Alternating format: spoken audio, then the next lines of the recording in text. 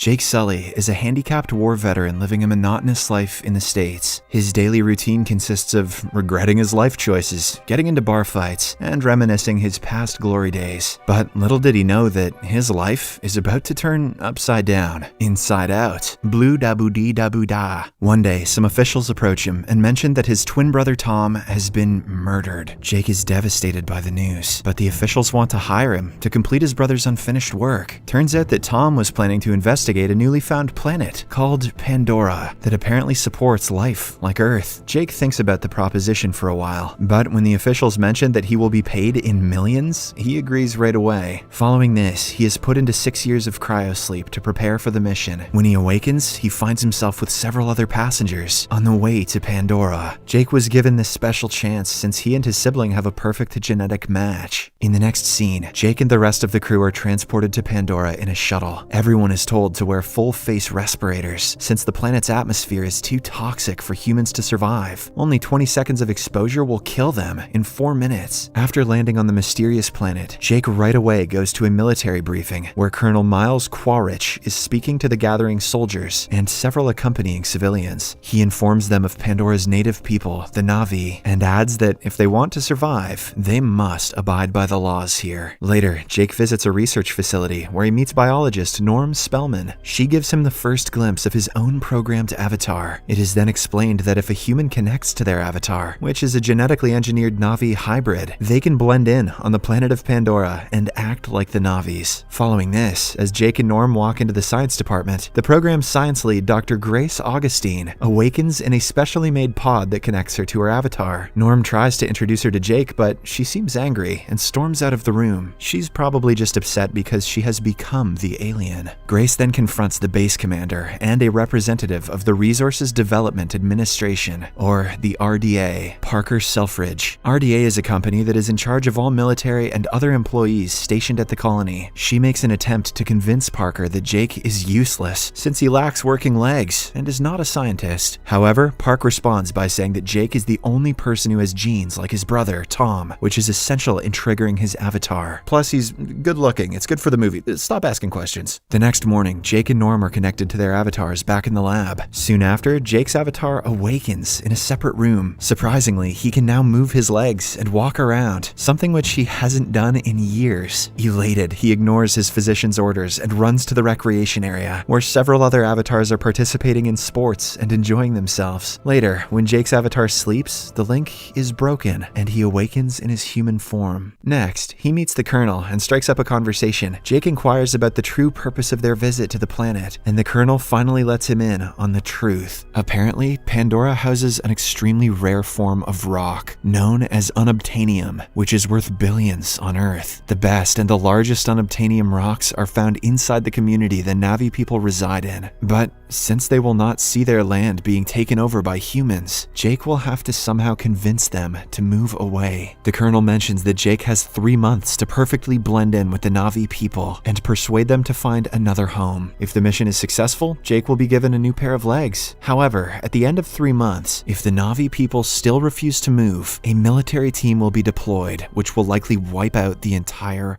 race. The next day, Jake connects with his avatar and flies over Pandora's surface alongside Grace, Norm, and some others. Soon, they land at a place and begin collecting flora samples. But Jake, who is very new to the unusual surroundings, becomes disoriented and stumbles into a field of flowers. Just then, a strange animal, a Thanator that resembles a panther, comes from behind and chases Jake, isolating him from his companions. Luckily, he manages to save himself by diving into a waterfall, with the Thanator roaring over him. Jake's crew looks for him for some time, but they soon leave when it starts getting dark. At night, having lost all his weapons, Jake can be seen sharpening a long stick into a spear. Meanwhile, a female Na'vi is observing him from above. She prepares to shoot him with an arrow, but stops when a mysterious glowing entity lands on her bow. At the same time, a group of viper wolves attack Jake. This time, it seems as if he has met his doom for sure, but the female Na'vi surprisingly steps forward to his aid and chases the wolves away. However, she is not not pleased with Jake and instructs him to return back to his rightful place. She then prepares to leave, but Jake starts following her. He also requests that she teach him survival skills. At first, the Na'vi refuses to help him, but when several of the mysterious glowing entities from earlier land on Jake's body, she becomes impressed and takes him to her place, Omati Kayon. She also introduces herself as Neytiri. However, when they reach the said place, the Na'vi people immediately become hostile towards the outsider. In particular, Neytiri's fiancé and the next in line to the throne, Tsu'tey, wants the hybrid human executed immediately. However, Neytiri stops them and brings Jake to her parents, who also happen to be the tribe's king and queen. Jake explains to them that he is a fighter and that his goal is to learn about their culture and tradition. When the queen hears this, she pricks his chest and licks his blood. She then deduces that he has a pure spirit and asks Neytiri to be his teacher and help him. I mean, his name is Jake. He's clearly from Canada or some shit, but he seems alright. After a ritual gathering, Jake is brought to his bed, which encircles him like a cocoon. As he falls asleep, human Jake is revived in the chamber. In the morning, he shares his unreal experience with all the scientists, including Grace. But once again, the Colonel reminds him that he only has 3 months to complete his mission. The next scene shows human Jake reporting on his experiences via a video log that he records after each day's activities. He talks about how his avatar is busy training with Neytiri. One day, she asks him to choose a scown, a strange-looking animal, for his bride. Initially, he is skeptical about the idea, but after a lot of insisting, and because it's free and mounts usually cost 40 gold, he chooses one and attaches his neural cue to its antenna. He then learns how to steer the scown and enjoys riding it. Later, human Jake informs the Colonel and Parker about the enormous home tree, the Na'vi's residence, and a significant unobtainium deposit beneath it. The Colonel sees an opportunity to destroy the tree, but Jake requests he be allowed to negotiate with the Na'vi and convince them to leave. In the meantime, Grace learns that Jake is being manipulated, so she relocates him to the Hallelujah Mountains, a secluded location of enormous floating islands that are holy to the Na'vi. It turns out that she is on Pandora just to research the place and wants nothing to do with the unobtainium rocks. One day, while Jake and Neytiri are flying on their scowns, they are unexpectedly pursued by a Torok, a vividly colored flying mountain monster that hates anything that flies. Fortunately, they manage to escape to the home tree, and Neytiri shows Jake the remains of the former Torok. She reveals that the last person to ride a Torok was her great-grandfather, who did it to bring together the 5 Na'vi tribes during a tough period. Neytiri adds that it has been decades since anyone even dared to ride a Torok. With the days passing by, the Na'vi tribe finally starts accepting Jake as one of their own, and they even hold a ceremony to honor him. After the ceremony, Neytiri takes him to a place of prayer where they utilize the nerve endings at the end of their long hair to establish a connection with a tree. Oh mama. Neytiri informs him that he may now pick a woman as his wife.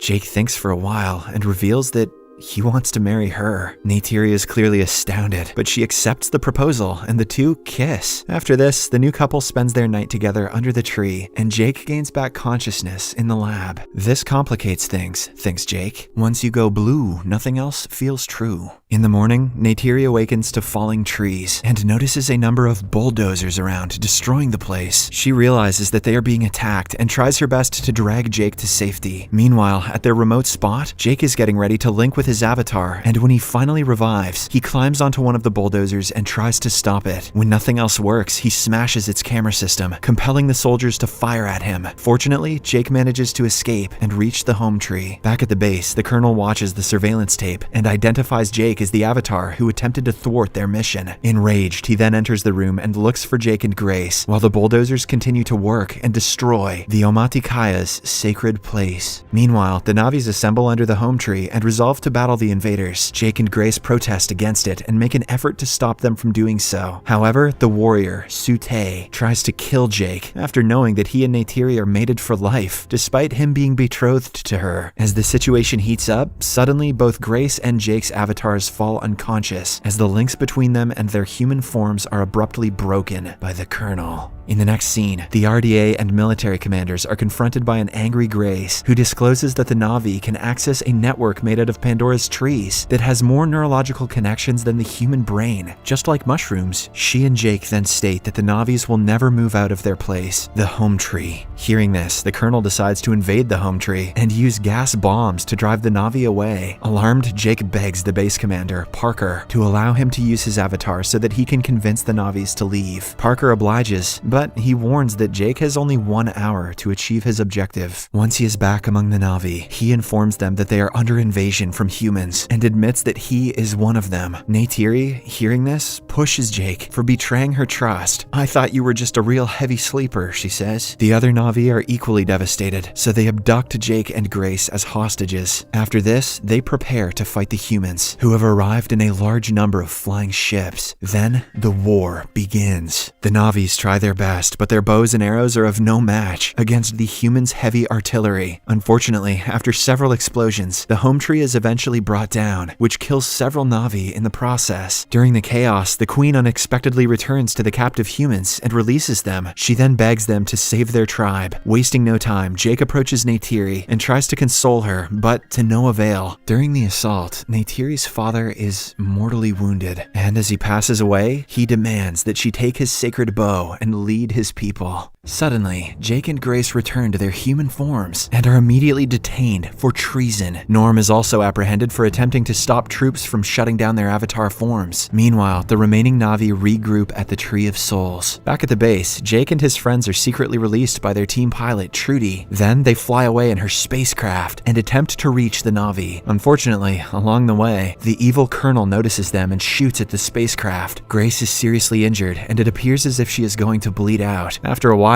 the group reaches the floating mountains, where Jake jumps inside a pod and awakens as his avatar. Knowing that the Na'vi will not accept him, he then makes the audacious choice to call upon his scout and go on a mission to locate the Toruk. His strategy is simple, but can easily result in his death. Jake then slowly approaches the dangerous Toruk from above and jumps onto its back.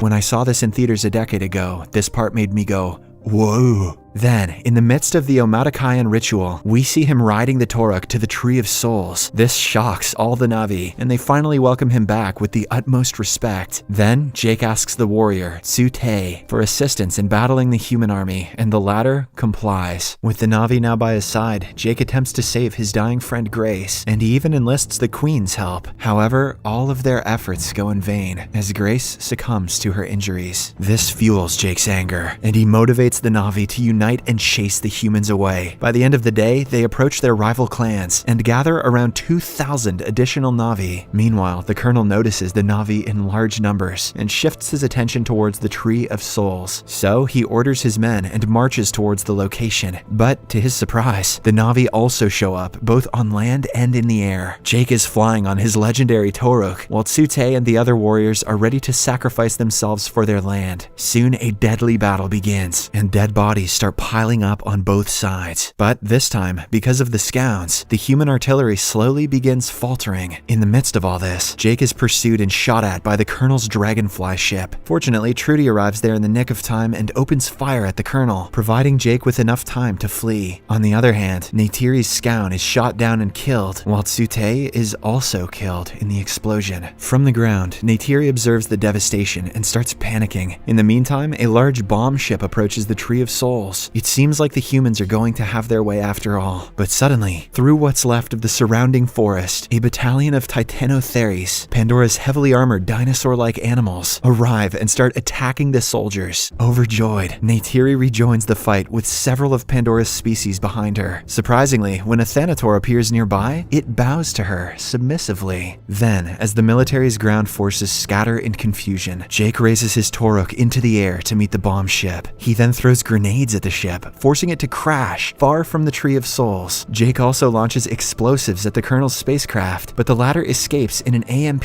suit before it catches fire and explodes. Unfortunately, the colonel discovers himself at Grace's makeshift camp. He tries to turn off Jake's avatar pod, but at the same time, the Thanator that Neytiri had linked with attacks him. Surprisingly, he successfully kills it with his suit, trapping Neytiri underneath it. But before the colonel gets a chance to assassinate her, Jake arrives at the scene in his avatar. The two then start going back and forth, but in the end, the colonel gains an upper hand. He is about to finish off Jake, but at that very moment, Neytiri gets up and shoots an arrow at the colonel, impaling him through the chest. Without wasting any time, she fires a second arrow, which instantly kills the colonel. However, before his death, he has already done enough damage to Jake's pod. Because of this, human Jake is awake, but having difficulty both breathing and trying to get a mask on. Thankfully, Neytiri shows up and assists assists him in getting his mask. She then cradles human Jake and gets a good look at his real body for the first time. Oh, so cute. In the last scene, Jake signs out his final video log, telling us that he has been chosen to permanently transfer his consciousness to his avatar. The film concludes with a ritual in which Jake awakens in his avatar form, with Neytiri watching over him. Subscribe for more videos like this, turn on notifications, and leave a like to help the channel out. Thank you for watching.